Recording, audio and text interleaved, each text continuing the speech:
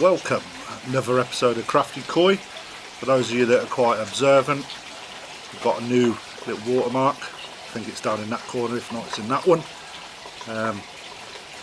If you've not subscribed already, please do. I'm starting to get the hang of what it is that I need to do now, and I've upgraded some of the product material that you're seeing on YouTube, such as the banner and the logo, etc. So leave us your comments and your thoughts, and make sure you subscribe and hit the like button. So as before, what we've seen last time is a couple of fish in the background was flashing. I said I was going to monitor that, and I've done so. Taken a couple of scrapes and found a little bit of Trich on the scrapes. Not lots, but enough to be concerned about. And the more I've been watching the fish, there's a few candidates in there that are scraping a lot. I've also come across some strange growths on the side. I've done a bit of research, and apparently it could be Trich that's causing it. So I did take scrapes, but there wasn't a lot on the scrapes that I could see, and I've got a good microscope that we can go down as far as 1,000 times, which is well overpowered for what it is that we need. But yeah, I'm unsure. So because it's such a pain in the backside to get rid of, and I've had to concentrate on the fluke and using about 5 different treatments to get rid of them, with a little bit of CT as well. Managed to clear them at least, so we've had a win on that. But now what we've got to do is we've got to treat the water. Now a lot of people know that Trich's a pain in the arse, and there is other treatments out there that we can use in order to get rid of it, but experience says that sometimes it's worth dumping a little bit of PP in. Now I'm always get a little bit worried about PP because of the risk that it carries with losing the fish, and I have lost one in the past through trial and error, and that's the whole reason why I put this video together. In fact, the channel, I know I haven't got one of these all singing all dancing 10,000 pound ponds yet, but we all start somewhere, and if anything I can inspire someone to go and keep koi with just a smaller setup, on a pump setup with a filter, etc., then that's the whole reason for doing this. So it's not about snobbery and that, it's about we all start somewhere, and the guys with the big 10,000 pound ponds that are dream ponds, they start somewhere. And James the Koi Whisperer, a little plug for you there, mate, he is evidence of what it is that we can achieve. He started from a small pond in his back garden and has built his way up, and I'm following in his footsteps. I've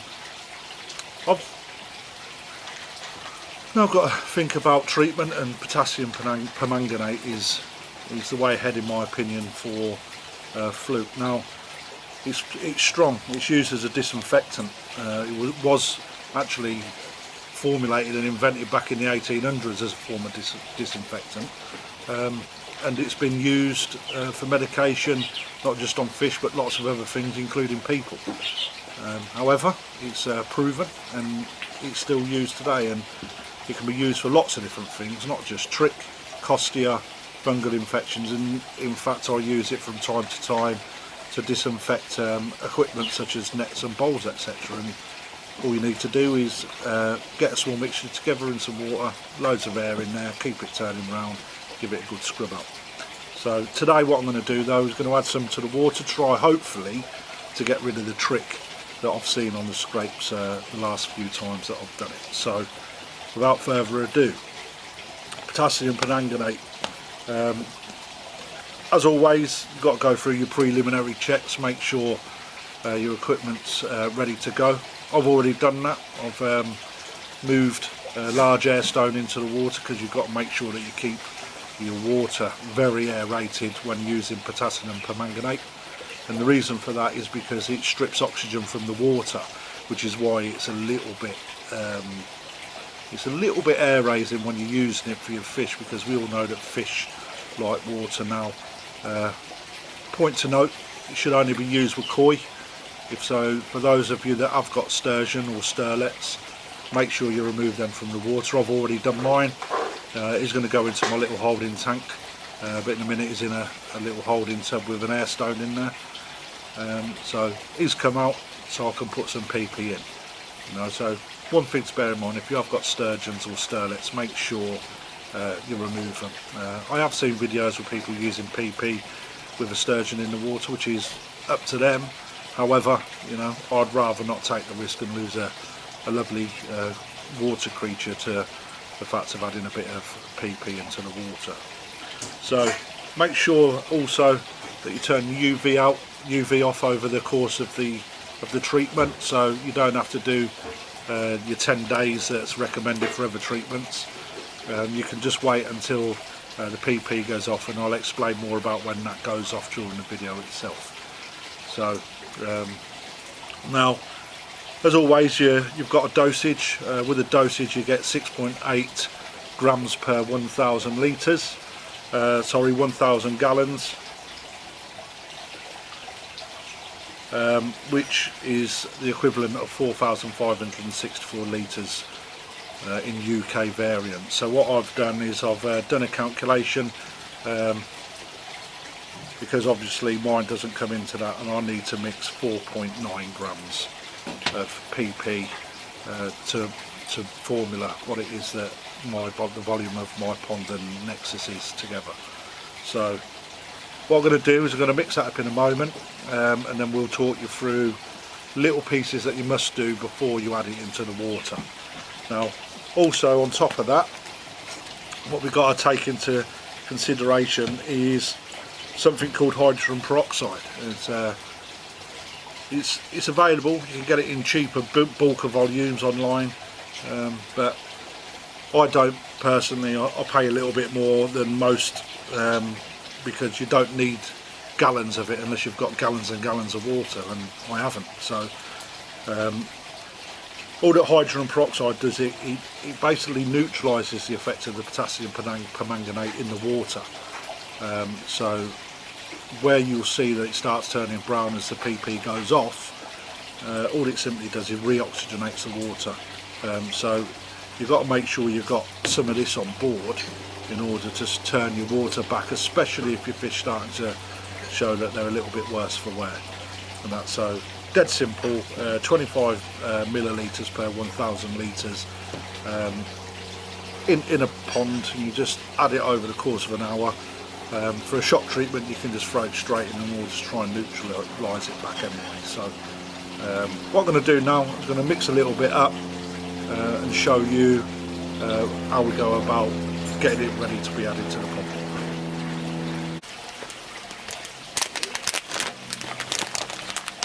Right then guys, here we go, adding potassium permanganate. Alright, there you go. Real powerful product, for those of you who've never seen it. Right, what we're simply going to do, first and foremost, we're going to zero off the scales as we always do. Okay, ensure it's set to grams at zero. Again, got to make sure that I've done my conversion. So 4.78, so I'm going to put 4.8 grams in there because of the size of my pond. So it's actually not a lot, as you'll start to see.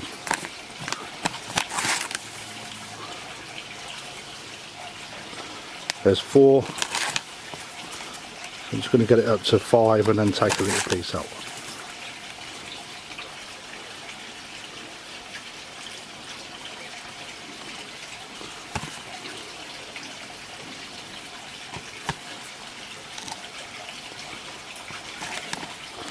Okay, I'm happy with that. So 4.8 rounded up, 5 grams. So all we're simply going to do from this point is we're going to put this mixture into the water. So again, as always try and mix it with the pond water.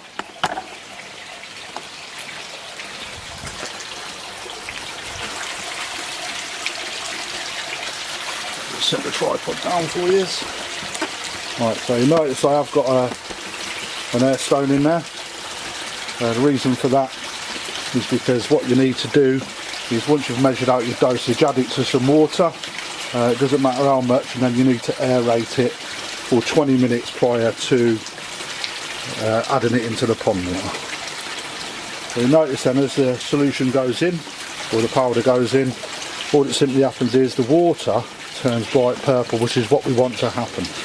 Okay, so from there all I'm going to do is keep that air stone in there for 20 minutes prior to adding it into the pond water itself. But before we do that, have a quick deco round and have a look at the fish. Looking quite splendid today.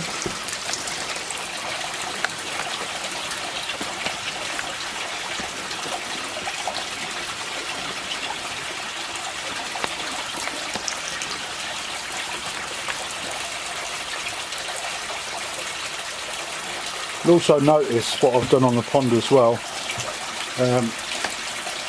I've actually taken off here the return that was under the water, so if you look back at some of my other videos you'll see that they actually go underneath, so I've also took that off. You'll also notice that there's a large pipe going into the water. All I've simply done is taken off my air pump that powers the Nexus, which is a 7.5, and attached a larger air stone. So if you watch the water now you'll see what happens to it.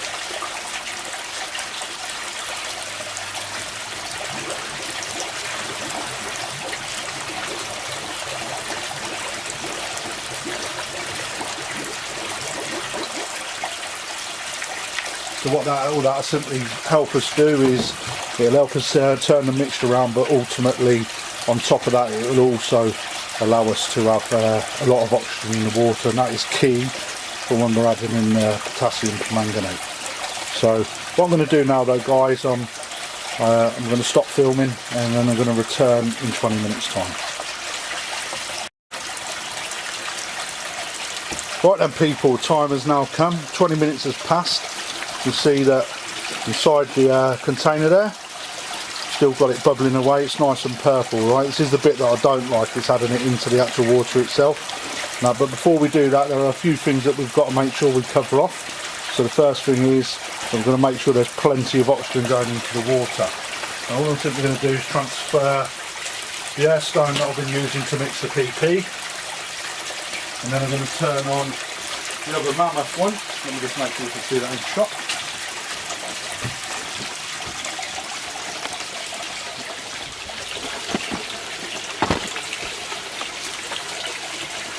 Also got a bigger air stone that I use as well.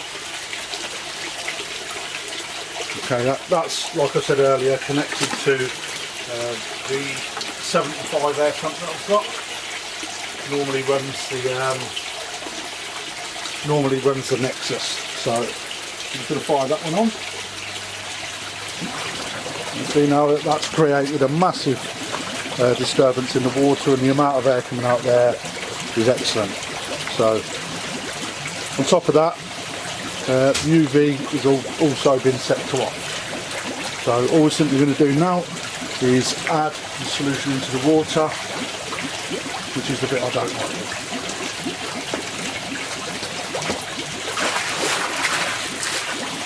Make sure you get it all over the place, because what you'll see is that over time there will be certain areas that stay clear, and with that sometimes what you need to do is make sure you've got another bit of PP available. Okay, so this is not harmful. A lot of people wonder if it's harmful. It's not a harmful mixture. If fish can swim in it, then there's nothing to worry about. However, I wouldn't advise getting yourself a glass and having a sip with a straw. So all we're simply going to do now, that solution stays in the water. It's important that you keep an eye on the fish for the whole duration of the medication in there. A lot of people suggest that 2 to 4 hours is good enough, all depending on the severity of your parasite issue. I'm going to watch this until the water starts going off, and then make a decision what I'm going to do during. But you'll see there, loads of oxygen in the water. The fish are doing well at the minute. What you've got to keep an eye out for is when they start coming to the surface, to gasp. On top of that, making sure that none of them start turning. What I've got on hand is I've actually got a rescue pond, so we're quite lucky in that aspect. But if you haven't, then what I suggest you do is you have a bucket full of water with an air stone ready to go, so you can transfer the fish straight over to the water and get as much oxygen through its gills as possible. So that looks like it's covered fairly well. It's like they're swimming in ribena, which is what we want to try and achieve. So I'm just going to keep that going for a while. I'm going to keep it running just for 30 so seconds. In that time, all I'm going to say to you guys is enjoy the cook.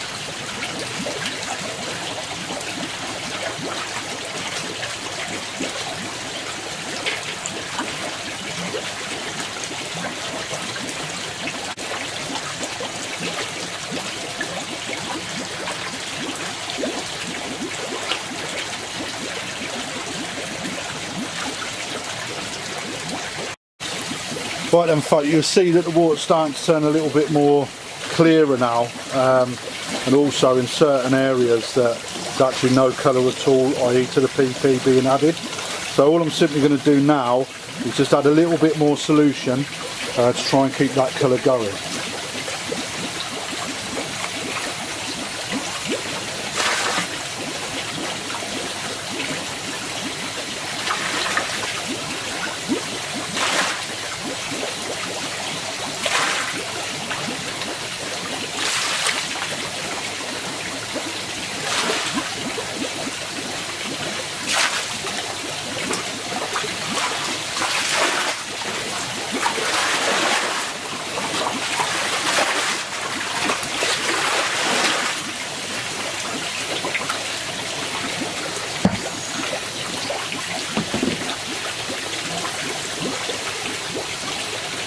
As you'll see now, water's gone back to being purple, which is what it is that we're trying to achieve while using PP.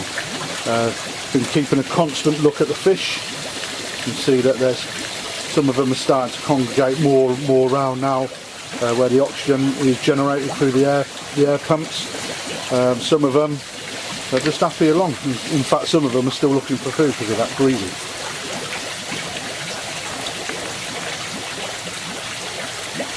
There we go, back in pallets.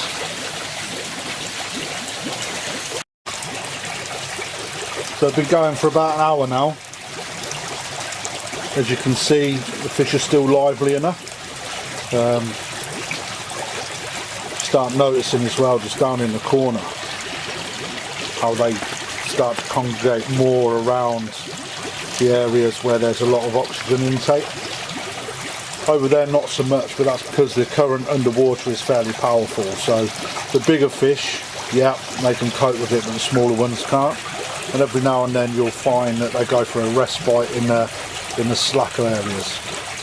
What you need to be on the awares for is any fish that are constantly coming to the top looking for or gasping for air.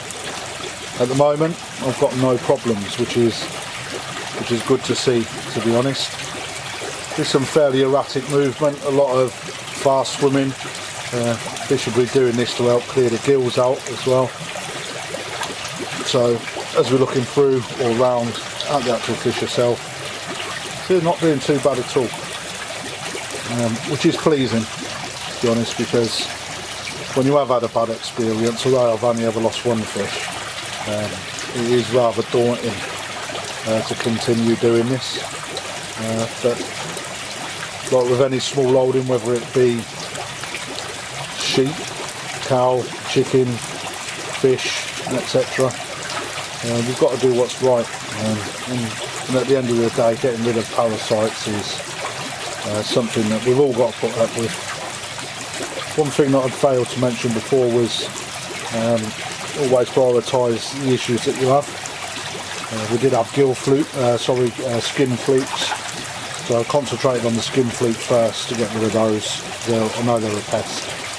And then secondly, I know I'm clear of that through the scrapes that I've done. And now what we're looking at is getting rid of the Trich that I've seemed to have picked up. It's not uncommon. So anyway, little update.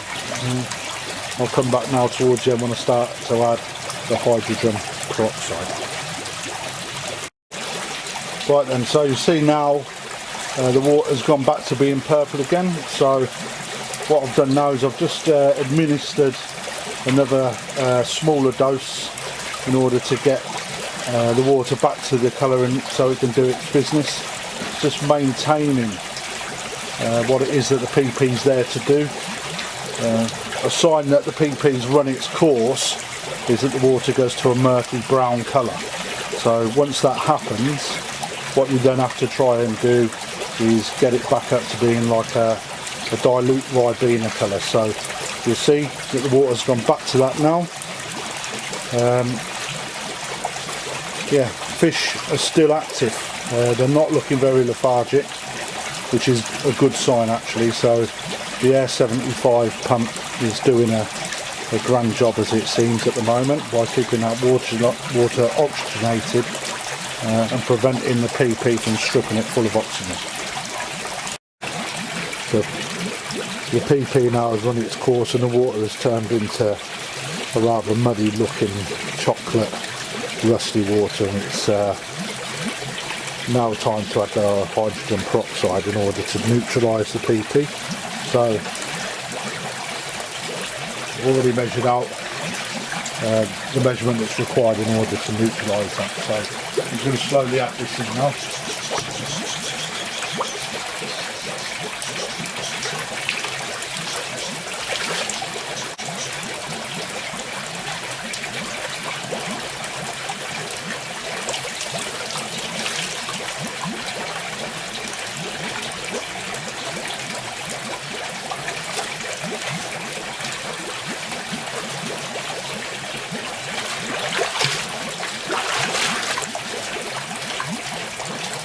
Let that run its course now, and then I can already start to see, if you look just down this area, you'll see that the water's already started to turn back, which is what it is that we're trying to achieve.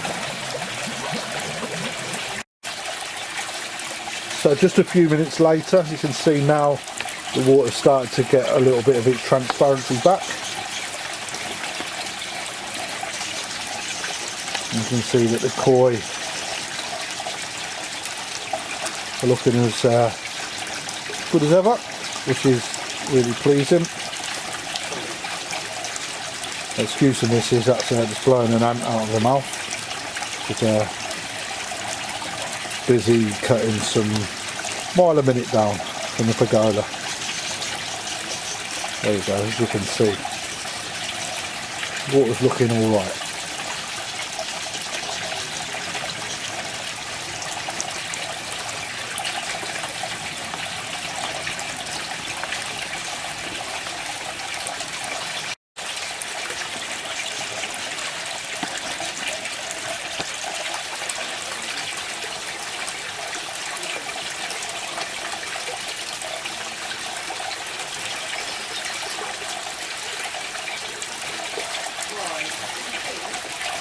So as you can see now, I've just put a few pellets just at the back.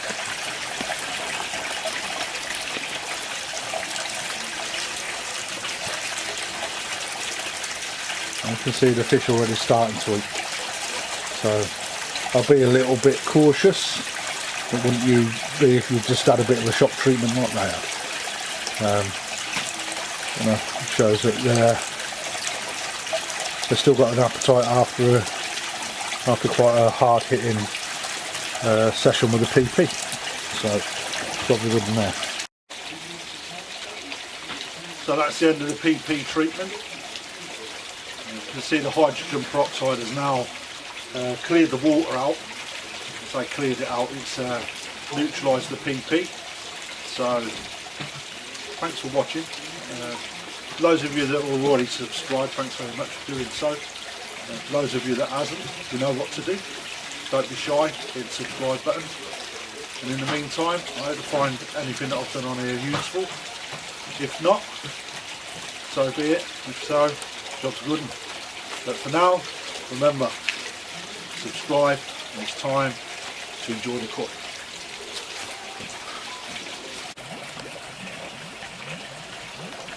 Right guys, while that's still bubbling away, that's coming to the end of its cycle now. So we're going to start to look at putting in hydrogen peroxide.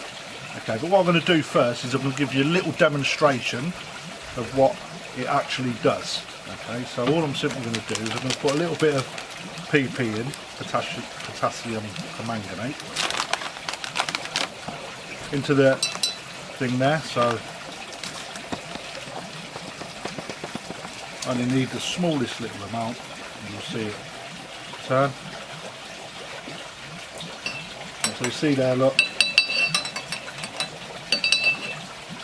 a lovely pink solution.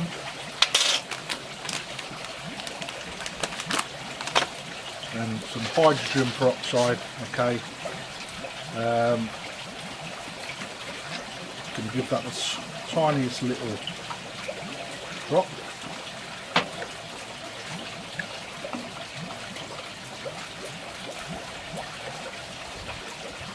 And you'll see it's starting to neutralise already. I'm going to give that a little stir up.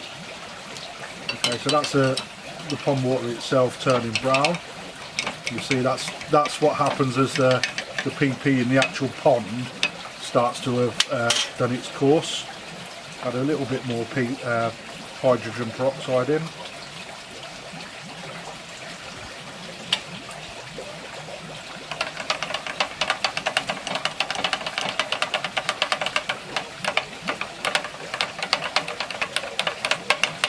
Well, is it? Maybe I'll put too much PP, what to say? Maybe. Want to refresh?